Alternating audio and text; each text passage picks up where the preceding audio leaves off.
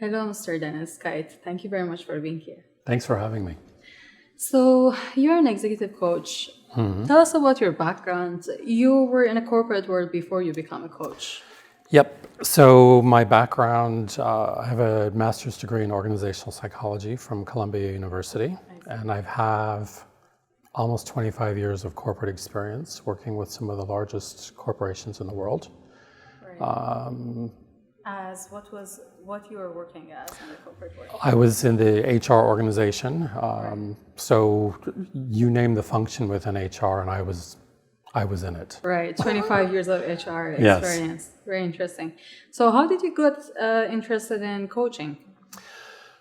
I got interested in coaching much more so towards the end of my career when I started to understand more of what coaching was. I was doing leadership and executive development, so there was a lot of coaching aspect that was involved in that. And then as I looked back on my career, I realized that I had been coaching almost my entire career, or approaching things from a coaching perspective for my entire career. So never really solving the problem for someone who came in and wanted a problem solved. I would have a conversation with them, and I would help them to come up with a solution to the problem. Right. And then you basically got an education in coaching and decided to become an executive coach. Exactly. So I went to the Center for Executive Coaching to get my coaching my coaching training, Right. and then did the certification. There's a certain certification program that you have to go through if you want to be accredited with the International Coach Federation. Right. So many hours of live coaching, live training, so many hours of one-on-one coaching, different things like that. And then you take an examination, and if you pass the exam, then you are certified at that point. Okay. And right now you're the ICF board member for China. I am. I was just elected to the board of directors for the UAE Chapter for the International Coach Federation. Thank you. So, how do you help organizations? What's your expertise? So one of the things that I learned in my coach training was, and what I was really looking for in coach training was not really the theory of coaching, but I wanted to really understand the practical application of it from a corporate perspective or from a business perspective. And the Center for Executive Coaching gave me that. So I have frameworks that will address almost any issue that an employee or a leader encounters in their career. And using those frameworks, I could then work with the client to then create a way that they overcome those barriers that stand in their way. Right. So what kind of, what specific kind of problems you specialize in, or why clients come to you? So clients come to me if they are looking to make a change in their career. They come to me if they're looking at, let's say they've just moved into a new company and they want to create a 90-day plan that gets them on the ground, off and running right away, with impact. I've coached clients on public speaking. I've coached clients on effective communication with a global team when English isn't their first language. So it's really a pretty broad, again, it goes back to what is it that the client is looking for, and how can I leverage my experience to help them to overcome that issue. So you were mentioning also about like working with clients in fast-paced industries or in high-pressure environments. How do you do that? How do you help them cope with that kind of environment? Having worked in the high-tech industry for the past almost 25 years, a fast-paced, agile, very high-pressure environment is normal, and you have to figure out a way of working with that, and it's a struggle that a lot of people have. And so I approach clients, and typically my clients come from that type of environment, not necessarily just the high-tech industry, but from an environment that's very fast-paced and constantly changing. highly stressful. And we then look at what it is that they want to accomplish, what it is that's in the way, what are some of the boundaries that we have to play within, and then figure out a way of making it work. Working in a high stress environment, you're not going to be able to go in and say, okay, we're going to change the environment. What we do instead is we identify what are some of the triggers that maybe cause the extreme stress. How do we avoid those? And then how do we kind of leverage the other? Sometimes stress is good for people because it pushes them. Other times it's not. So we try to find out where that balance is and then leverage that. Or what kind of stresses work for what kind of people, is that right? Are there different kind of stresses which are good and bad for different kind of people? Well, some people like to wait until the last minute to do something. Other people don't. And so if you are a person who doesn't like waiting until the last minute, but something is thrown on at you at the last minute, how do you deal with that then? Right. Okay. Based on the person's personality, then you work with that person. Yeah. So my coaching is all personalized. It goes back to what my clients are looking for and what they want to accomplish. So I wouldn't say that I specialize in one specific area because my clients are all individual. They all have individual challenges, even if they're looking for the same type of coaching, public speaking coaching, for example. Right. The reason why there's a fear of public speaking could be totally different from one to the other. Right. And so we just try to understand that and then find ways to work around it. Okay, very interesting. And also you mentioned leadership development and like in executive levels.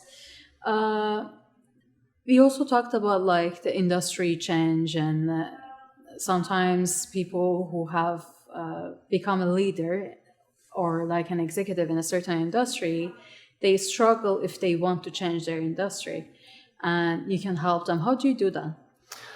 So what I do is I work with clients. First, I want to understand what's the motivation behind them wanting to do this. And then we look at what are the skills that you would need in order to be successful in that type of role. I have an assessment tool that I'm certified in that I use with all of my clients that's really, really insightful for things like that. So for example, if someone is looking at changing a role or something, we could do this assessment and run the results against that role, which is then populated with data from people who are already successful in that type of role. And then we can see where the differences are between the two of them. So it's really looking at how do you take what you currently have and transfer that skill and that knowledge.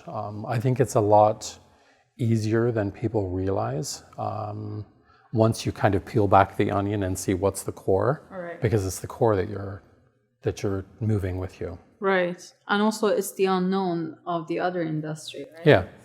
Yeah. And so one of the things that I will do is I'll ask clients who within their network already works within that industry. Who can you speak with that can give you some insight into some of the challenges that are there? Give you some insight into the types of skills that are needed for that to be successful in that type of role. Right. Okay. So do you only work on one-on-one basis, or do you have like workshops that like organizations can use for their team? I do both. Primarily I do one-on-one, but I do group coaching as well. So for example, I have a client now who asked me to partner with their leadership development organization to coach a group of 75 high potential leaders that are going through this executive development program within the company. Right.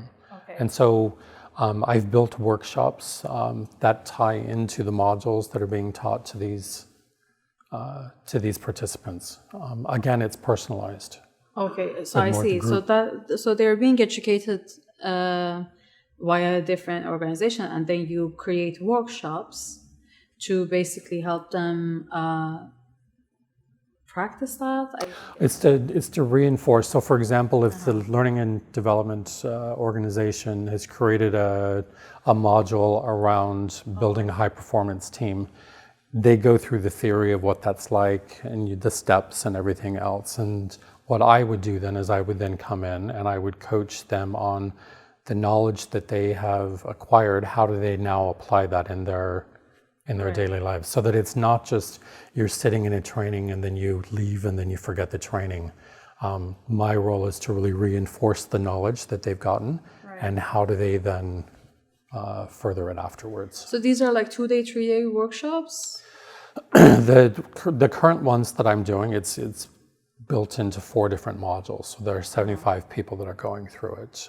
So we have six cohorts, each doing one module, or module 1, module 2, module 3, module 4. And so on each module, I would then come in on the last day of it's a 3-day program. I would come in on the last day, and then they do a summary of what they've learned over the previous days, and then I build that in as the foundation for the coaching that we're doing. Right.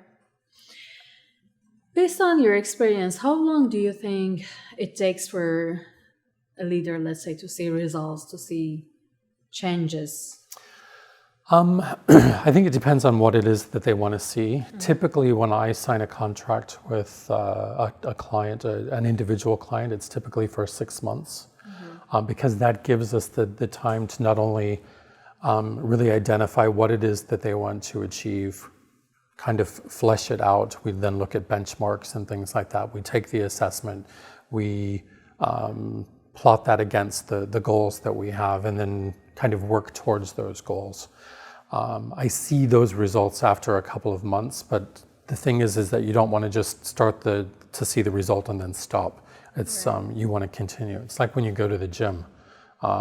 You start and it might be painful the couple of first times, but you keep in mind, okay, this pain is because I'm trying to either lose weight or gain muscle mass or whatever it is that you do, and you continue doing it. It's not something that happens like they say on the internet, overnight or in 8 weeks. That's crap.